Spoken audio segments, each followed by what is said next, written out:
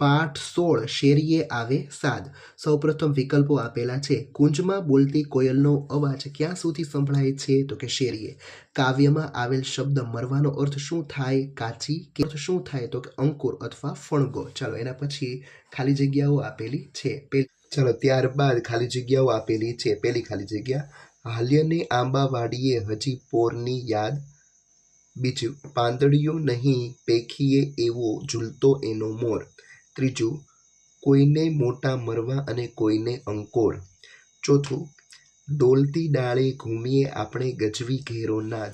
પાંચમું, કોઈનોય રંજાડ નહીં ને ખેલવા મળે દન. છઠ્ઠું, હાલીએ ભેરું કાયર જે કોઈ હોય તે રહે બાદ. ચાલો એના પછી કાવ્યના આધારે સાચું ખોટું તમારે લખવાનું છે અને પછી વાક્ય સુધારીને જે ખોટું વાક્ય હોય તે સુધારીને લખવાનું છે. પહેલું, કોયલનો અવાજ છેક ઘર સુધી સંભળાઈ રહેલું છે. ખોટું. તો કોયલનો અવાજ છેક શેરી સુધી સંભળાઈ રહ્યો છે. બીજું, મોરથી પાંદડા ઢંકાઈ રહ્યા છે. સાચું. આખા આંબા પર નાની કેરીઓ બેસી ગઈ છે. ખોટું વાક્ય છે. કોઈ આંબા પર કાચી કેરીઓ તો કોઈ આંબા પર અંકુર ફૂટ્યો છે. ચોથું, મોટો અવાજ કરી ડાળીઓ પર ફરવું છે. સાચું. પાંચમું, રમવા માટે ઘરનું આંગણું ગમે છે. ખોટું છે. રમવા માટે વિશાળ વન ગમે છે. અને છઠ્ઠું, મોકળાશવાળી જગ્યાએ આખો દિવસ રમવાની મજા પડે. સાચું. પછી પ્રશ્ન નંબર 4, નીચેના પ્રશ્નના ઉત્તર એક એક વાક્યમાં લખો. કોયલ ક્યાં બોલે છે? કોયલ કુંજમાં બોલે છે અથવા કોયલ આંબાવાડિયામાં બોલે છે. બીજો પ્રશ્ન, કવિ શેરી છોડી ક્યાં જવા કહે છે?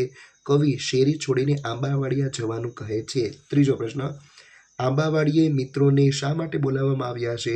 આંબાવાડીએ મિત્રને ગયા વર્ષની યાદ તાજી કરાવવા અને આંબાની ડાળીઓ પર ઝૂલવા માટે બોલાવવામાં આવ્યા હશે.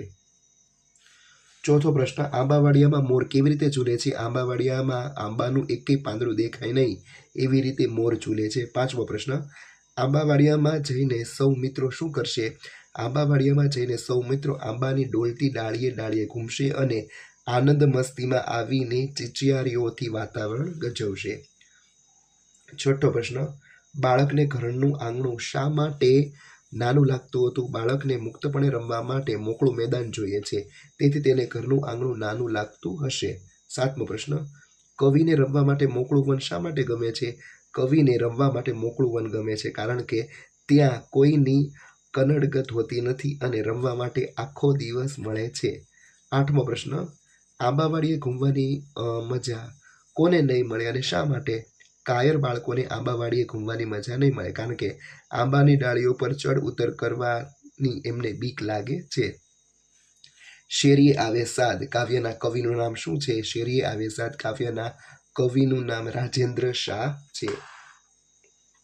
ચાલો પછી પ્રશ્નનો જવાબ છે એ તમારે 2-3 વાક્યમાં લખવાના રહેશે. એમાં પહેલો પ્રશ્ન, કાવ્યમાં આંબાવાડિયાનું કેવું વર્ણન કરવામાં આવ્યું છે?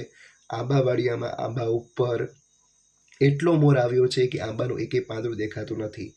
કોઈ આંબાની કુમળી કુપળો ફૂટી છે તો કોઈ આંબાને મરવા આવ્યા છે. મોરની માદક ગંધથી આનંદમાં આવીને આંબાવાડિયામાં કોયલ ટહુકે છે.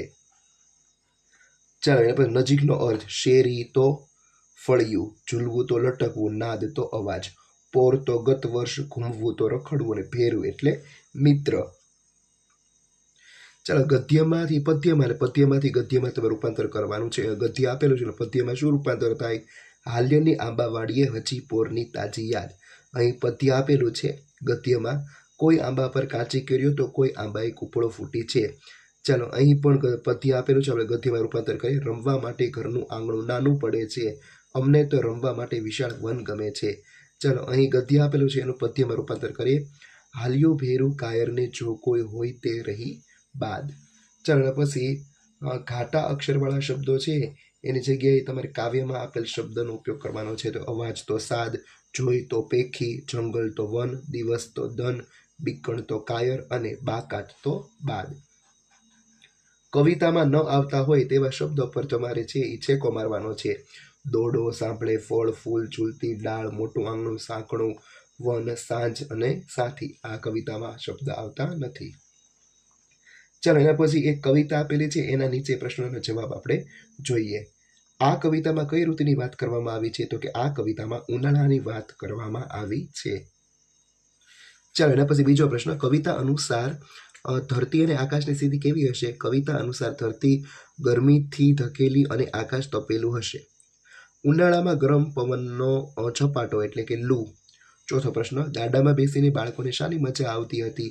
ગાડામાં બેસીને બાળકોને ગાડામાં દોડવાની કૂકરાનો અવાજ અને દોડતા બળદના શિંગડા ડોલતા હોવાની મજા આવતી હતી. પવન શબ્દનો સમાનાર્થી અર્થ છે એ કાવ્યમાંથી શોધીને લખો. તો પવનનો સમાનાર્થી શબ્દ છે વા.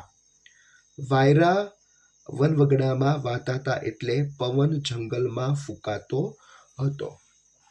ચાલો પછી જોડણી આપેલી છે, આંબાવાડિયું, તાજી, ઝૂલતો, આંગણું અને રંજાડ.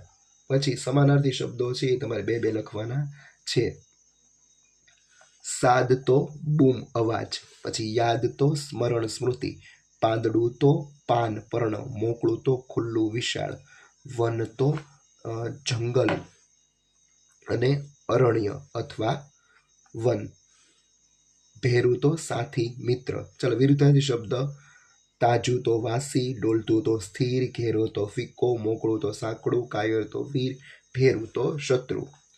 ચાલો હવે કાવ્યમાં વપરાયેલા શબ્દો તમારે લખવાના. અવાજ માટે સાદ નાદ, ફળિયું તો શેરી, ગયું વર્ષ એટલે પોર, જોવું તો પેકવું, ખુલ્લું તો મોકળું, રમવું તો ખેલવું અને મિત્ર તો ભેરું. ચાલો એના પછી શબ્દ સમૂહ આપેલા છે. વૃક્ષો અને વેલાઓથી થયેલી ઘટાકુંજ, આંબાની ફૂલ કે મંજરી મોર, આંબા પર આવતી નાની કાચી કેરી મરવું અને જગ્યાની છૂટવાળું તો મોકળું. ચાલો એના પછી વિશેષણ તમારે લખવાનું છે કે હજી પોરની તાજી યાદ, ગમે મોકળું મોટું વન, ઘૂમીએ આપણે ગજવી ઘેરો નાદ. તો વિશેષણ છે એ પહેલામાં છે તાજી, મોકળું મોટું, ઘેરો. વિશેષ છે યાદ, વન અને નાદ. ચાલો એના પછી શબ્દકોશના પ્રમાણમાં તમારે લખવાનું છે. વન, પોર, પેકવન. પાંદડુંમાં સૌપ્રથમ પાંદડું, પછી પેકવું, પછી પોર અને પછી વન. પછી બીજામાં સાદ, શેરી, કાર. ભેરુમાં કાયર, ભેરું, શેરી અને સાદ. ચાલો અહીં તમારું આ ચેપ્ટર પૂરું થાય છે. Thank you.